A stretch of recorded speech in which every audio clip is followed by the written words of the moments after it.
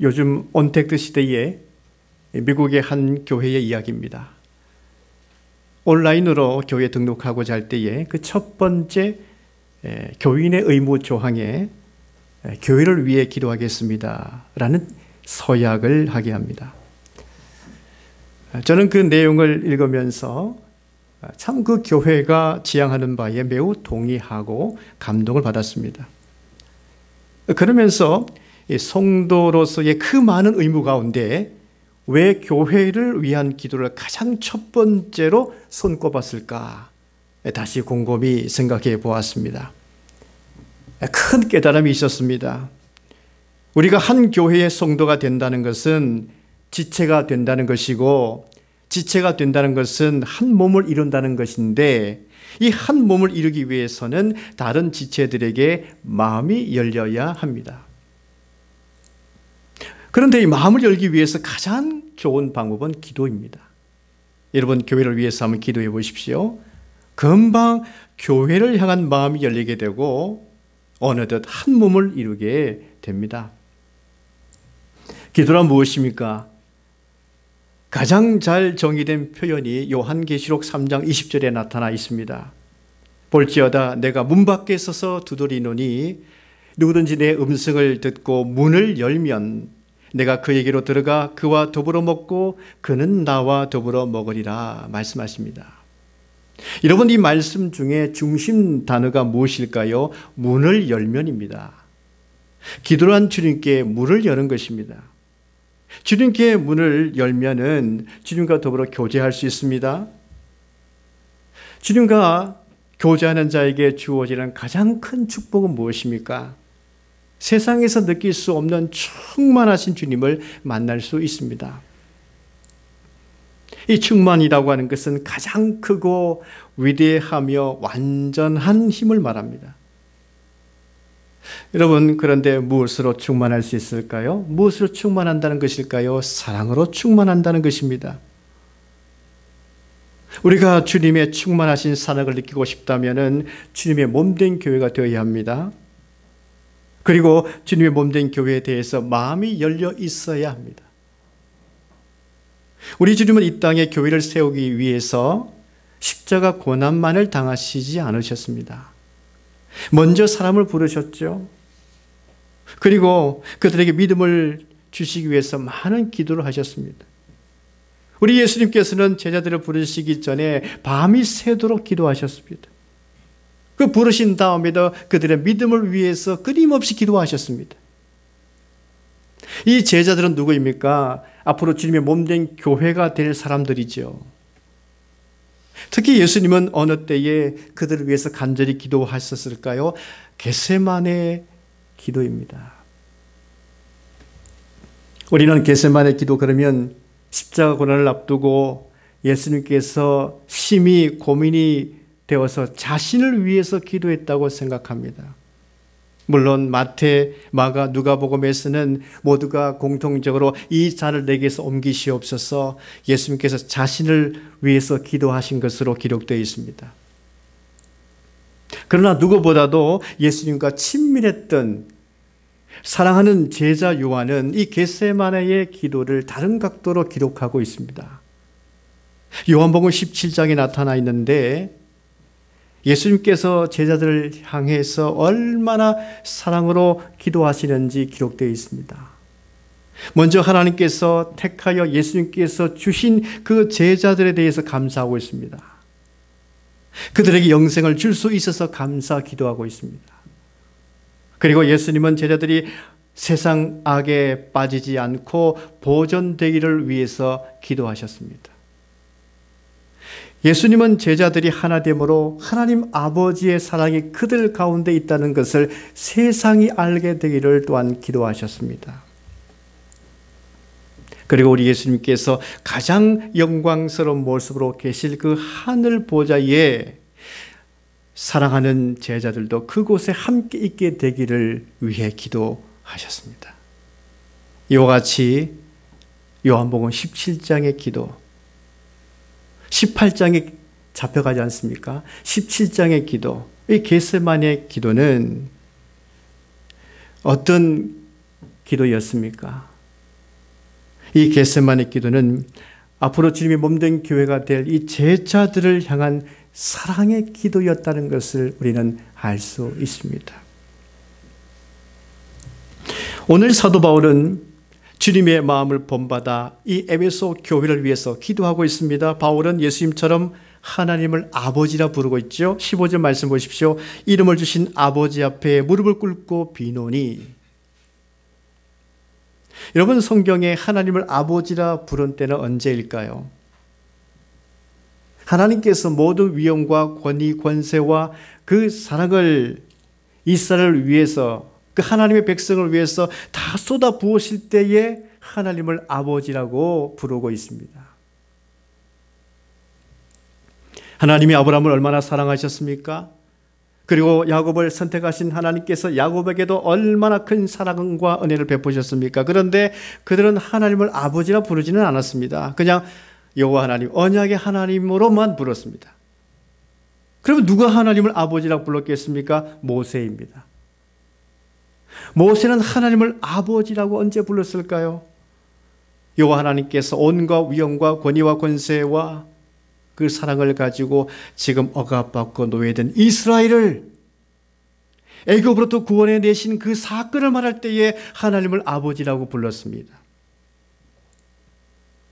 이 모세는 애굽으로부터 이스라엘이 구원받은 것을 단순히 밋밋하게 구원받았다 이렇게 기록하지 않았습니다. 신명기 32장을 보십시오. 거기에 모세의 노래가 기록되어 있는데 하나님 아버지가 이스라엘을 지으시고 만드시고 세우셨도다 이렇게 표현하고 있습니다. 지으시고 만드시고 세우셨다, 이 말은 하나님 아버지가 이스라엘을 구원하기 위해서 모든 정성과 사랑을 다 쏟아 부으셨다는 뜻입니다. 이런 하나님 아버지의 사랑을 아는 이사야는 남유다가 영적으로 타락했을 때에 구원해 달라고 어떻게 기도했을까요? 이사야 62장에 주는 우리의 아버지시라, 주는 우리의 아버지시라 두 번이나 아버지 하나님을 부르면서 하나님이여 영적으로 타락한 이 남유다를, 이 이스라엘을 구원하여 주소서, 온갖 하나님의 위엄과 권위와 사랑을 부으소서, 이 영적으로 타락한 유다를 구원하소서 아버지여, 이렇게 하나님 아버지를 부르면서 기도했습니다.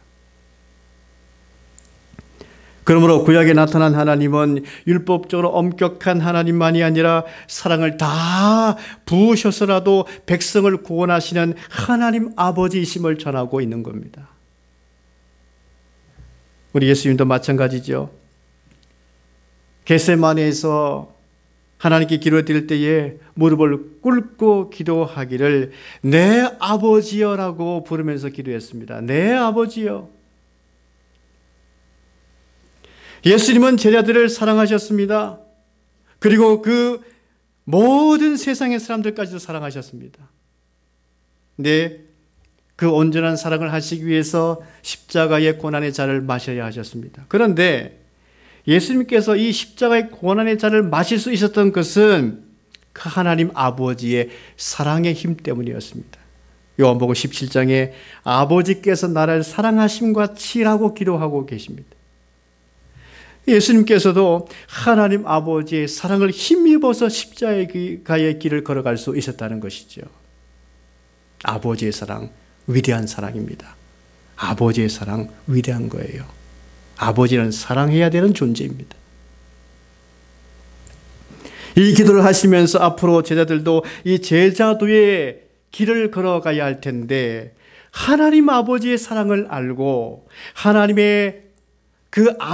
아버지의 사랑을 힘입어서 제자도의 길을 걸어갈 수 있게 해달라고 지금 예수님께서 제자들을 위해서 기도하고 있는 거예요. 우리가 신앙생활을 잘하고 제자도의 길을 걸어가려고 한다면 하나님 아버지의 사랑을 알아야 됩니다. 하나님 아버지의 사랑을 힘입어야 우리가 제자도의 길을 걸어갈 수 있습니다. 신앙생활을 할 수 있는 거예요. 지금 사도 바울의 기도를 보십시오. 15절에 이름을 주신 아버지 앞에 무릎을 꿇고 비노니. 바울도 하나님을 아버지라 부릅니다. 이 말은 무슨 뜻일까요? 모세와 같이, 또 이사야와 같이, 예수님과 같이 하나님 아버지의 그 위대한 사랑을 바울도 안다는 거예요. 바울은 하나님 아버지의 사랑을 체험했습니다. 자기와 같은 사랑을 품으시는 그 하나님 아버지의 사랑을 그는 체험했습니다. 사랑의 하나님 아버지께 바울은 교회를 향해서 어떤 기도를 하고 있습니까? 첫 번째, 속사람이 강건케 되기를 기도하고 있습니다. 16절 말씀 보십시오. 너희 속사람을 능력으로 강건하게 하시오며. 여러분, 속사람이라고 하는 이 말은 사도 바울이 많이 사용하고 있는 단어예요. 속사람. 근데 인간의 본성을 말할 때 표현한 말씀이죠. 그러면 속사람이 있다라고 하는 것은 겉사람이 있다는 말 아니겠습니까? 그러면 속사람 따로 있고 겉사람 따로 있는 것입니까? 다른 두 사람이 아닙니다. 한 인간 안에 두 가지의 본성이 들어있다는 뜻이에요. 속사람은 겉사람이 있다는 뜻이에요. 속사람은 영적인 사람을 말합니다. 영적인 본성을 말하는 것이죠. 영적인 속성. 겉사람은 육적인 본성을 말하는 것입니다. 인간은 영적인 본성과 육적인 본성을 각각 따라가려고 하는 그 경향성이 있습니다. 죄를 짓게 하는 육적인 본성을 다스리려면 영적인 본성이 더 강화되어야 된다는 뜻이죠. 그래서 우리가 말씀을 왜 필사하고 묵상하고 기도하고 찬양해야 되는 그 이유가 무엇입니까? 하나님을 더 가까이 해야 영적인 본성이 강화되어서 육적인 본성을 다스릴 수 있기 때문인 것이죠. 여러분, 우리의 본성이 신기한 것은요, 우리가 관심을 가지는 쪽으로 자라가는 경향성이 있어요. 그래서 어떤 사람이 영성이 풍성하다라고 하는 것은 다른 왕도가 있어서 그렇지 않습니다. 그는 하나님을 묵상하는 시간을 많이 가졌다는 뜻이에요. 하나님과 가까이 시간을 많이 가졌다는 뜻이에요. 그러니까 영성이 풍성할 수밖에 없는 거죠. 우리가 평생에 책 한 권 쓰기가 참 어려운데 사도 바울을 보십시오. 신약성경 13권이나 책을 썼습니다. 그게 무엇을 말하는 것입니까? 그는 그만큼 하나님을 묵상하는 삶을 살았다는 뜻이에요. 하나님과 가까이 했다는 뜻이에요. 다윗을 보십시오. 다윗이 기록한 시편 얼마나 많이 있습니까?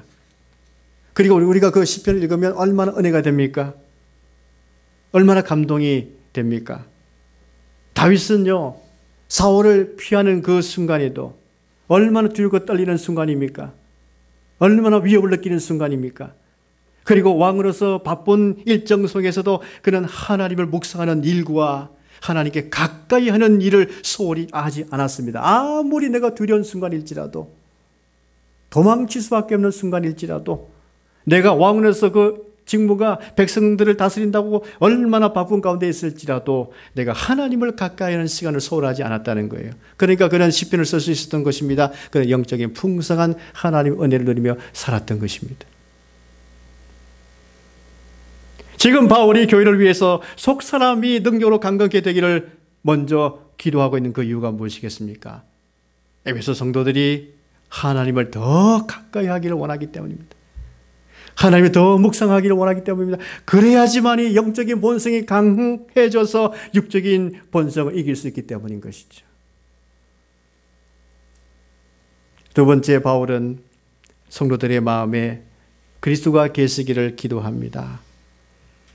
17절 말씀 보십시오. 믿음으로 말미암아 그리스도께서 너희 마음에 계시게 하시옵고라고 기록하고 있습니다. 이 말씀 보십시오. 여러 단어가 강조되어 있죠. 믿음이란 단어가 나와 있습니다. 그리스도란 단어가 있고요. 마음이란 단어가 있습니다. 여러분, 믿음이 얼마나 중요합니까? 믿음은 바라는 것들의 실상이라고 기록되어 있죠. 아브라함이 상속자를 바랬더니 하나님께서는 이삭을 주셨습니다. 요셉이 하나님이 주신 꿈을 포기하지 않고 그 노예된 상황 속에서도 그 꿈을 바라고 바랬더니 하나님께서 요셉을 애굽의 총리가 되게 해주셨고 그리고 가족들을 살리게 해주었습니다. 모세는 미디안 광야 40년을 보내면서도 동족 히브리인들의 구원을 위해서 바라고 또 바랬더니 하나님께서 모세를 지도자로 세워서 히브리 민족을 애굽에서 이끌어내도록 지도자로 세우셨습니다. 모세의 수종들던 여호수아가 하나님과 함께하는 모세를 보면서 자신도 그것을 바라며 회막을 쉽게 떠나지 않았습니다. 회막에 하나님의 임재를 경험할 수 있는 곳이거든요. 모세는 하나님의 임재를 경험하는 것이었습니다. 여호수아가 그것을 보았습니다. 나도 저랬으면 좋겠다. 그래서 여호수아는 그 회막을 쉽게 떠나지 않았습니다. 하나님께서 그를 모세 다음의 지도자로 세워주셨고 항상 여호수아와 하나님이 함께 하셨습니다. 그런 가나안 땅을 정복할 수 있게 되어졌죠. 여러분, 한나는 자식을 바랬더니 사무엘을 주셨습니다. 기도하기를 쉬지 않았던 사무엘은 하나님의 마음에 합한 왕을 얼마나 원했겠습니까? 그랬더니 하나님께서 이새의 아들 다윗에게 기름을 부을 수 있도록 하셨지요. 이와 같이 믿음은 실상을 만들어내는 것이기에 너무나도 중요합니다. 그리고 믿음은 사람을 의롭게 하지요. 아브라함이 하나님을 감동시킬 만한 무엇인가를 하지 않았습니다. 그러나 아브라함은 하나님이 세우신 그 계획을 믿음으로 받아들였지요. 그 하나님은 그것을 어렵게 하셨습니다. 우리가 의로운 사람으로 살아가려면 하나님이 이미 이루신 일과 또한 하나님께서 기쁘신 뜻을 세우시고 그 계획하신 바대로 나를 이끌고 계신다는 것을 믿을 때에 하나님은 그 믿음을 보시고 의롭다 하시는 것이죠. 그리고 그 믿음 바대로 하나님의 의로운 뜻을 이루어 가시는 것입니다. 믿음이 이만큼 중요합니다. 믿음이. 그리고 그리스도는 얼마나 귀하신 분이십니까? 내가 지금 이 자리에서 예배를 드리고 참된 하나님을 아버지라고 섬기게 되었고 하나님께서 나와 함께 하시고 하나님께서 나의 길을 지도해 주시는 그 은혜를 우리가 누리고 있고 또 내가 하나님의 은혜가 필요할 때마다 하나님께 가까이 나아갈 수 있는 길을 여신 분이 누구이십니까? 바로 그리스도이십니다. 그러므로 그리스도가 얼마나 우리에게 귀하신 분이십니까? 나에게 믿음도 중요하고 그리스도도 귀하지만 이 믿음과 그리스도가 내 마음 안에 계실 때 하나님께서는 우리 마음을 통해서 역사하시는 것입니다.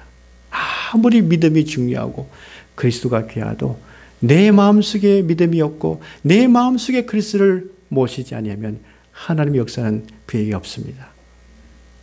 그만큼 내 마음에 믿음이 있어야 되고 그리스도를 내 마음에 모셔야 됩니다. 이것은 현재형입니다. 과거가 아닙니다. 현재형입니다. 그러므로 내가 하나님의 역사를 경험하고자 한다면 내 마음에 믿음이 있어야 됩니다. 내 마음에 그리스도를 모셔야 되는 것입니다. 사랑하는 성도 여러분, 우리가 마음으로 하나님을 믿으시기 바랍니다. 우리 마음 안에 그리스도를 모셔드리길 바랍니다. 그러므로 하나님의 역사를 경험하는 성도들이 되실 수 있기를 축원합니다.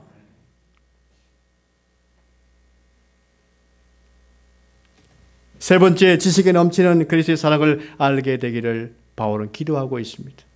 지식에 넘치는 그리스도를 알기를. 여러분, 지식에 넘치는 알미라고 하는 것은 무엇을 말할까요? 배워도 끝이 없다는 것 아니겠습니까? 우리가 공부를 좀 많이 해본 사람들은 아실 거예요. 이구동성으로 말을 하지요. 배우면 끝이 없다고. 내가 전문적으로 안다 해도 지극히 작은 한 분야만 아는 것이죠. 다른 분야는 알 수 없습니다. 전도서 기자도 말했죠. 많은 책들을 짓는 것은 끝이 없고 많이 공부하는 것은 몸을 피곤하게 하느니라 라고 기록하고 있어요. 책을 쓴다는 것, 공부를 한다는 것은 지식을 알고자 하는 갈망 때문이죠. 그런데 책을 쓰고 또 쓰고 공부를 해서 배움을 정복하고 싶어도 여러분, 그 지식의 욕구는 끝이 없습니다.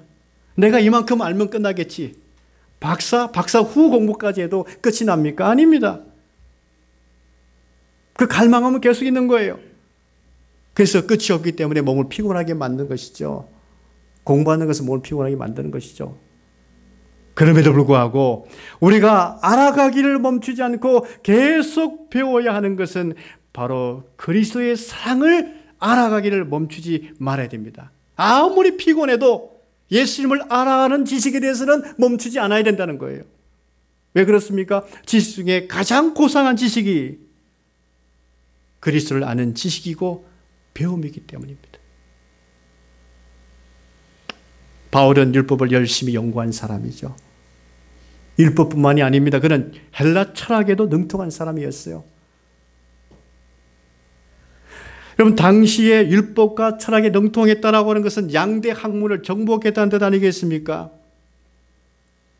그러나 그가 예수 그리스도를 만나보니 그리스도를 아는 지식의 가장 고귀함을 깨달았습니다.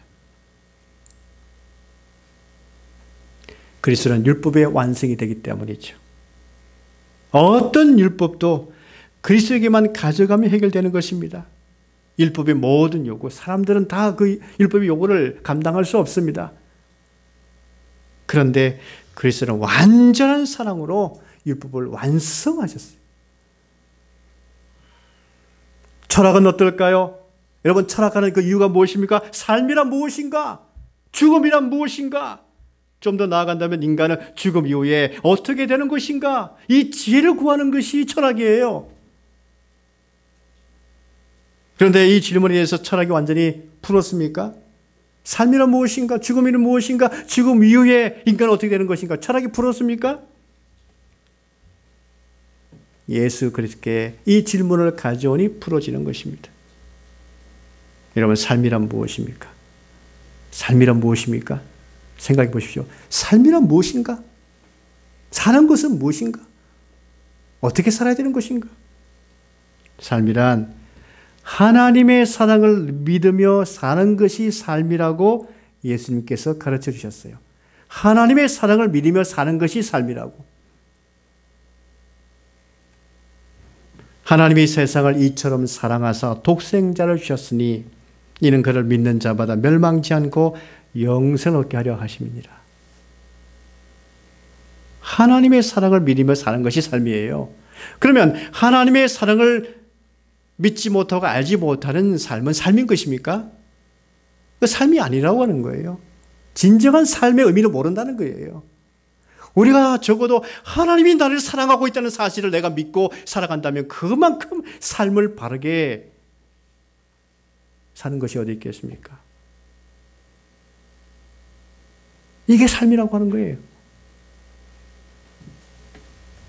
죽음이란 무엇입니까? 예수님께서는 잠자는 것이라고 말씀하셨어요. 죽음은 잠자는 거예요. 이 말은 무엇입니까? 다시 일어난다는 뜻이에요. 죽음은 끝이 아니에요. 최근에 막 자살들 많이 하죠? 죽음은 끝나는 것입니까? 예수님은 잠자는 것이라고 말씀하셨어요. 다시 일어난다는 뜻이에요. 그러면 죽음 이후의 인간은 뭡니까? 어떻게 되는 것입니까? 예수님께서 말씀하시죠. 나는 부활이요 생명이니 나를 믿는 자는 죽어도 살겠고라고 말씀하십니다. 죽음 이후의 인간은 예수님을 통해서 부활하게 된다고 주님께서 말씀하셨어요. 삶, 죽음, 죽음 이후의 인간, 예수님께서 다 말씀해 주셨어요. 다 해결해 주셨어요. 지금 우리는 교회를 위해서 기도해야 될 때입니다. 우리 성도들의 속사람이 능력으로 강건하게 되기를 기도해야 됩니다. 영적인 속성이 강화되어서 육적 소성을 다스릴 수 있도록 해야 됩니다. 그래야 이 세상을 이길 수 있습니다. 우리의 나약함도 이길 수 있습니다. 우리의 믿음 없음도 이길 수 있습니다. 우리의 낙심도 이길 수 있습니다. 감당할 수 있습니다. 또한 우리 마음에 그리스도가 계시기를, 하나님의 사랑을 믿으며 살게 되기를, 하나님의 사랑을 믿으며 사는 자가 되기를, 이런 기도 제목을 가지고 교회를 위해서 기도해야 됩니다.